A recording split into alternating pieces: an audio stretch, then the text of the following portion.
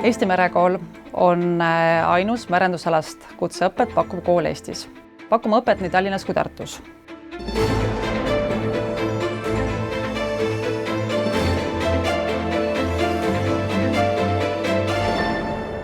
Meie väljaõpe, nii teoreetiline kui praktiline, toimub vastavalt rahvusvahelistele reeglitele, meremeeste väljaõppe, diplomeerimise ja vahiteenistuse koodeksile.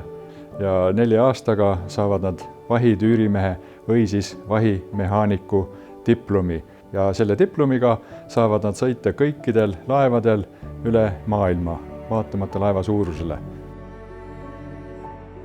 Pakume hetkel õppimisvõimalust 8 erineval õppekaval. Niinimetatud lühikestel õppekavadel on võimalik õppida vanemmadruseks, laevamotoristiks ja laevaelektrikuks ja Tartus on võimalik õppida sisevee laevajuhiks.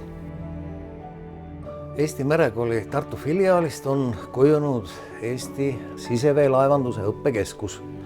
Meil õpivad sisevete laevade tüürimehed ja kaptenid, tulevased juhid reisilaevadele, kalalaevadele, piirivalvelaevadele ja keskkonna uurimise laevadele. Ja Tartu laevafirmadesse on meil ikka olnud rõõm oma õpilasi saata praktikale.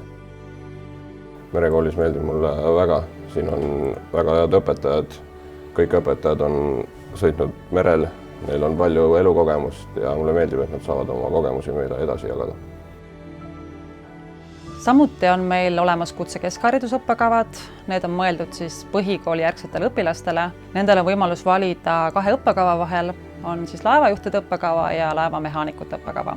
Sarnaselt nendele on õppekavad ka töökohapõhistele õpilastele, kelle jaoks on see siis lihtsam võimalus siis omandada kutset oma töökoha ehk praktikakoha kõrvalt. See on simulaatori tund meil praegu. Üks hästi põnev olukord on see, kui laevas pole voolu, blackout ühesõnaga, siis tuleb see ära lahendada. Tuleb panna avariigeneraator kohe käima, valmistame süsteemi ette, et tavaliselt generaatorid käima saada.